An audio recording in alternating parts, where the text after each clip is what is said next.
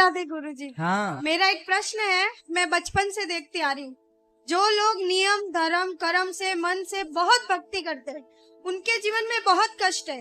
सबके जीवन में कष्ट है जो भी भक्ति करते हैं। मैं भी ठाकुर जी को मानती हूँ, उनके इर्द गिर्द ही मेरे विचार रहते हैं, लेकिन इतने नियम मैं नहीं पालन कर सकती। जो थोड़ा होता है वो मैं करती हूँ, लेकिन जो ज्यादा नियम पालन करते हैं इतना कष्ट में रहते हैं, फिर भी उनके साथ तर पर तर उल्टा होता ही जाता है। तो कहते हैं कि ये सब कर्मों का खेल है, उनके कर्म है, जैसे वो कभी कुछ पिछले जन्म में किया होगा, कभी इस जन्म में किया होगा, उनका फल है उनका दुख। लेकिन मेरे को ये समझ नहीं आता कि जब कर्म करके फल लेना है, कर्म करके फल लेना है, तो वो भक्ति का उसमें क्या योगदान है, वही मेरे को। और जब भगवान कहते हैं कि मेरी आप भक्ति करोगे तो मैं हर चीज से आपको मुक्त कर दूंगा, आपके लिए जीवन आसान कर दूंगा, तो फिर कर्म का दोष कैसे लगेगा, मुझे वो समझ नहीं आता। वाह, सुंदर प्रश्न है, इसलिए ताली बजाओ। सब बैठो आप लोग। अच्छे प्रश्न पूछने चाहिए ऐसे जैसे इन्होंने पूछा। सब बैठो, पहले अगल बगल की बहनें सब बैठाओ। सुनो, इन्होंने पूछा है कि जब कर्म का ही फल भोगना है तो फिर भक्ति करने की क्या जरूरत है। सिंपल ये है, क्यों? सही है। अर्जुन भक्त थे कि नहीं? माइक ले लो, आगे पीछे की मैया बैठ जाओ।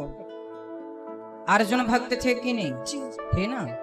लेकिन अर्जुन को भी 12 वर्ष का वनवास जाना पड़ा। 12 साल तक जंगल में रहना कोई सरल काम तो नहीं। 1 साल अज्ञातवास, जंगल में रहना, किसी के दास दासी बन के रहना सरल काम तो नहीं है। जबकि अर्जुन जैसा भक्त कौन होगा? फिर भी उन्हें कष्ट उठाना पड़ा। भगवान राम तो स्वयं भगवान थे, 14 साल का कष्ट। माता सीता तो साक्षात लक्ष्मी थी, फिर भी दर दर की ठोकर जंगल में लकड़ियां काट काट के बच्चों का लव कुश का लालन पालन किया। इसी प्रकार अब आप कहते हैं कि जब हम भक्ति करें तो फिर कर्म ही का फल भोगना है, तो भक्ति का अर्थ क्या? बात ऐसी है बेटा कि कर्म तो अपनी जगह है, कर्म तो हमें भोगनी है, हमें भी भोगना है, आपको भी भोगना है। भक्ति सिर्फ इसलिए की जाती है, इसलिए नहीं की जाती कि भगवान हमें पैसे वाला बना दें, भगवान हमें धन धान्य से भर दें, घर में सब कुछ हो। भक्ति का मतलब पैसा पाना नहीं, भगवान से बेटा बेटी मांगना नहीं। अरे भगवान की भक्ति आपको जो देगी, कोई कर्म में इतनी ताकत नहीं है कि आपको वो दे सके। अब उदाहरण से समझो, विभीषण को लंका का राजा बना दिया, क्या विभीषण का कोई ऐसा कर्म उसे राजा बना सकता था? कर्म अच्छे करता था फिर भी लातें खाता था, रावण लात मार के निकालता था, उसके कर्म का भी उसे दंड मिला। पर भगवान की भक्ति जो की, उस भक्ति का भी फल, कर्मों का फल यदि मिलता है तो भक्ति का फल भी मिलता है। थोड़ा सा देर है, विभीषण को भक्ति का फल मिला। उस कोई व्यक्ति ऐसा कितना कर्म करता कि वो लंका का राजा। भगवान कर्मों के फल को नहीं देखते कि तुमने भक्ति हमारी कितनी की। जब भक्त शरण में चला जाता है तो भगवान भूल जाते हैं कि कितना बड़ा पापी और पतित है, उठा करके राज सिंहासन पर बिठा देते हैं। दूसरा सुग्रीव, सुग्रीव भी लातें खाता था भाई की, दर दर की ठोकर खाता था, उठा के बिठा दिया। तो भगवान बेटा, भगवान जो दे सकते हैं कोई नहीं। इसलिए गलती हम लोगों की है कि हम उम्मीद क्या करते हैं, हे भगवान हम तुम्हारे इतने बड़े भक्त हैं, तुमने हमें बेटा भी नहीं दिया। हे भगवान हम तुम्हारे इतने बड़े भक्त हैं, रहने को घर भी नहीं दिया। हे भगवान तुम्हारे हम इतने बड़े भक्त हैं, हमारा पति नहीं सुनता, बेटा नहीं सुनता। भगवान की भक्ति का मतलब ये नहीं कि तुम्हारा बेटा सुने, तुम्हारी बेटी सुने, तुम्हारा घर बन जाए। जो भाग्य, सुदामा ने सारी जिंदगी गरीबी देखी, क्या सुदामा से बड़े भक्त आप और हम हैं? क्या हो सकते हैं? नहीं। लेकिन सुदामा से ज्यादा हमारी शिकायतें हैं। सुदामा की तो एक भी नहीं थी, सारी जिंदगी भीख मांगकर गुजारा किया, सारी जिंदगी भगवान की भक्ति की, और मांगने नहीं गए, 4 मुट्ठी चावल अपनी हैसियत के अनुसार देने गए। जब सारी जिंदगी उन्होंने भक्ति की और फिर भी गरीबी में रहकर शिकायत नहीं की, तब भगवान ने देखा कि भक्त पक्का है। 50 रुपए का घड़ा जो खरीदती हो ना मेरी बहन, उस घड़े को भी कुम्हार हफ्ते भर पकाता है भट्टे में, महीनों तक पकता है वो, कम से कम 10 दिन की आग तो देता होगा, तब जाके वो काले से लाल होता है, माटी पक जाती है तो लाल हो गया। अरे घड़े को भी पकने के लिए आग में उसे डालना पड़ता है। तो भगवान जब अपने भक्त को पकाएंगे तो थोड़ा तो दुखों की आग में तपाएंगे कि देखें कितना कच्चा कितना पक्का। इसलिए हर हाल में गोविंद का स्मरण करो और ये मत कहो कि हमें भगवान से कुछ चाहिए। लोग कहते हैं कि भगवान के भक्तों को दुख मिलता है। अरे जो भगवान का सच्चा भक्त हो जाएगा उसे पता ही नहीं चलेगा कि दुख क्या चीज है, उसे तो सुख ही मिलेगा। गोपियों को भगवान की याद में रोने में भी सुख था, कैसे कहें हम कि ये दुख था। इसलिए जो हो गया उनका वो दुख तो है ही नहीं। दुख तो वो लोग दुखी हैं जो कोठी बंगलों में रहकर भी जो ईश्वर को भूला पड़ा है वो सब दुखी हैं, और जो ईश्वर की शरण में है याद कर रहे हैं सब सुखी हैं। अब उस सुख को आप दुख मान रहे हैं वो अलग विषय है। इच्छाएं ज्यादा है ना बेटा आपके अंदर, इसलिए वो इच्छाएं आपको दुखी बनाती रहती। इच्छाएं छोड़ के एक बार शरण में चले जाओ, वो कभी ना पाया होगा आपने जो शरण में जाकर के प्राप्त हो जाएगा। एक बार सच्चे होकर जाना। गुरुजी एक प्रश्न और है, जैसे मैं आसपास देखती हूँ, मेरे आसपास जीवन में भी देखती हूँ, जो भक्त है चलो उनका मैं समझ गई कि वो दुख है क्यों है, भक्ति का क्या महत्व है, लेकिन जो भक्त को दुख दे रहा है, जो उसको गाली दे रहा है, उसको उस चीज का एहसास भी नहीं होता।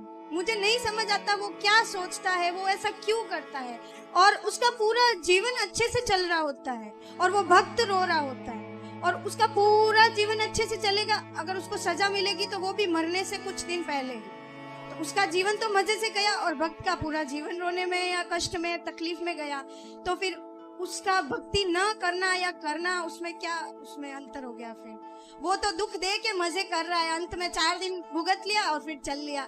वो बेचारा भक्त पूरा टाइम रोता रहता है, गाली खाता रहता है। जो भक्त होता है ना बेटा, आप किसी भक्त को जाकर पत्थर मारिए, आप किसी भक्त को जाकर के लाठी और जूते से मारिए, तो मारने वाले की तरफ भक्त जब देखता है ना तो वो ईश्वर से प्रार्थना करने लगता है, हे भगवान इसने मुझे जूते मारे हैं, हे भगवान इसने मुझे पत्थर और लाठियां मारी हैं, हे भगवान इसे क्षमा कर देना। क्योंकि भगवान बड़े गुस्से में आ जाते हैं जब कोई भक्त को मारता है।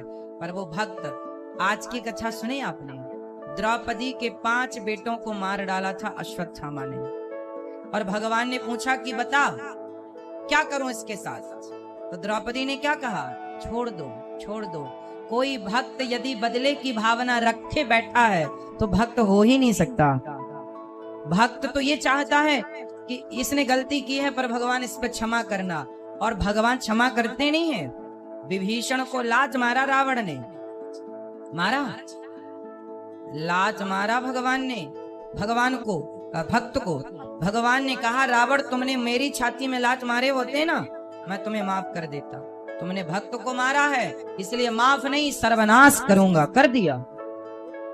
एक बात बताओ कि जब तक रावण ने विभीषण को लात नहीं मारा तब तक राम जी ने लंका में एक भी बाण छोड़ा हो, एक भी नुकसान किया हो लंका का, तो मुझे बताओ। रावण ने सीता माँ को चुराया, जयंत ने सीता माँ के चरणों में चोंच मारी थी तो बाण छोड़ दिया था, त्रैलोक्य में जयंत को बचाने वाला नहीं मिला, चरणों में चोंच मारी थी केवल, और रावण तो पूरी सीता उठा कर ले गया। तो क्या राम जी बाण वहीं से बैठे बैठे ना मार देते, रावण तो मर जाता। लेकिन नहीं, राम जी ने कहा कि रावण भले मेरी पत्नी का हरण किया हो लेकिन मेरे भक्त को रोटी खिलाता है विभीषण को, इसलिए मैं बाल विवाह का नहीं करूंगा। लेकिन जब उस भक्त को लात मारा तो राम जी ने सर्वनाश कर दिया। भगवान कहते हैं तुम मुझे लात मार दो सह लूंगा, मेरे भक्तों को मारोगे विनाश कर दूंगा। इसलिए मेरी बहन आप जो कह रही हैं कि भक्तों का अपमान करके लोग मजे से रहते हैं, नहीं, उनको जब मिलेगा ना दंड, भगवान थोड़ा सा देर, God mills grind slow but sure, ईश्वर थोड़ा धीरे चक्की चलाते हैं, पिसता है उनके घर आटा धीरे पर पिसता जरूर है। हिसाब तो पाई पाई का रखते हैं ना भगवान, जब देंगे ना तो खूब नानी याद आएगी। और आप ये मत सोचो जैसे मैंने, आप भक्त हो और मैंने आज आपको अपमानित किया, आपको मारा मैंने, तो आप तो भक्त हैं, आप तो मेरे से कोई ना कुछ ना कहेंगे, और मैं तो मौत से रह रहा हूँ, लेकिन मेरे जीवन के आखिरी तक और जो अगला जन्म होगा वो सारे जन्म में इस जन्म का ये दंड भोगना पड़ेगा। कोई अंधा है, कोई लंगड़ा है, कोई बहरा है, क्यों है? किसी जन्म का तो हिसाब चुक रहा है ये। क्यों लोग घिसट घिसट के चल रहे हैं? क्यों चप्पल पाँव में ना पहन के हाथ में पहनना पड़ रहा है? ये आज का ही कर्म दंड थोड़ी है, ये किसी ना किसी जन्म का कर्म दंड ही तो भोग रहा है। तो ईश्वर के घर देर है, अंधेर एक नहीं। प्रश्न और लास्ट, जैसे भगवान कर्म की सजा देते हैं, उसको सजा मिल रही है, वो पूरा जीवन सजा ले रहा है, लेकिन उसको ये ज्ञात ही नहीं है कि उसको सजा क्यों मिल रही है, और वो गाली दे रहा है, तो उस सजा का क्या फायदा? ज्ञान नहीं हो सकता बेटा, ये तुम्हारे और हमारे हाथ में नहीं है, यही तो ईश्वर के हाथ में है। मिलेगा बस, ये श्योर है, ये कन्फर्म है, बट ये नहीं कन्फर्म है कि आपको किस दंड पाप का। भीष्म पितामह को बाणों की सैया मिली। भीष्म पितामह ने कहा कि मैंने तो कोई पाप नहीं किया, मैंने तो कोई अपराध नहीं किया, मैं तो अपने 20 जन्म पुराना मैं जानता हूँ। भगवान ने कहा 20 जन्म तक तो जानते हो, 20 जन्म के पहले 21वां जन्म देख लेते तो मिल जाता। एक सांप को कांटों के ढेर में फेंक दिया था 21 जन्म पहले, उसका दंड आज मिल रहा है भीष्म पितामह को। तो हमारी और आपकी सोच, हमारी और आपकी बुद्धि से ईश्वर का न्याय परे। महाराज जी, जैसे मेरे जीवन में है, मेरे साथ कुछ बुरा होगा, कुछ समय के लिए बुरा लगेगा, लेकिन मैं सोचूंगी कि शायद ये मेरे कुछ कर्मों की सजा है, फिर मैं माफी भी मांगूंगी, तो क्या मुझे वो माफी मिलेगी उस भाव के साथ, उस फील के साथ? यदि हमने कोई अपराध किया हो और हम सिर्फ भगवान की शरण में चले जाएं, तो भगवान कहते हैं सन्मुख हो ही जीव मोहि जबहि, जन्म कोटि अघना सहि तबहि, अघमेंस पाप। जो मेरे सन्मुख आकर मेरा हो जाता है, मेरे में आत्मसमर्पण कर देता है, मैं उसका हो जाता हूँ और उसके सारे अपराधों को क्षमा कर देता हूँ। दोस्तों, आपने वीडियो में देखा कि कैसे एक महिला ने गुरुजी से कहा कि गुरुजी, मेरे 2 पति हैं, दोनों कुछ नहीं करते, मैं आपके साथ रहना चाहती हूँ। यह सुनकर गुरुजी ने जो जवाब दिया, उसने सभी को सोचने पर मजबूर कर दिया। दोस्तों, आप लोगों ने देखा कि कैसे वीडियो में महाराज जी ने उस औरत को समझाया और बताया कि ऐसी घटना तो हमेशा होती रहती है, लेकिन तुम ऐसा मत करो। उन्होंने बहुत ही प्रेम पूर्वक उस महिला को समझाया। दोस्तों, यह जो घटना है, यह सीख देने वाली घटना है। और दोस्तों, आप लोगों ने देखा कि कैसे महाराज जी ने बहुत ही सरलता पूर्वक उस महिला का जवाब दिया और उसे समझाया। दोस्तों, आप लोग महाराज जी की बातों को फॉलो करेंगे और उनके कहे हुए मार्ग पर चलेंगे तो सारी समस्या, परेशानी, दुखों और बीमारियों से बचे रहेंगे। तो दोस्तों, ऐसे ही वीडियो देखने के लिए हमारे चैनल को सब्सक्राइब करिए, वीडियो को लाइक करिए और ज़्यादा से ज़्यादा शेयर करिए। तो दोस्तों, मिलते हैं एक ऐसी ही नई वीडियो के साथ। तब तक के लिए दोस्तों, राधे राधे।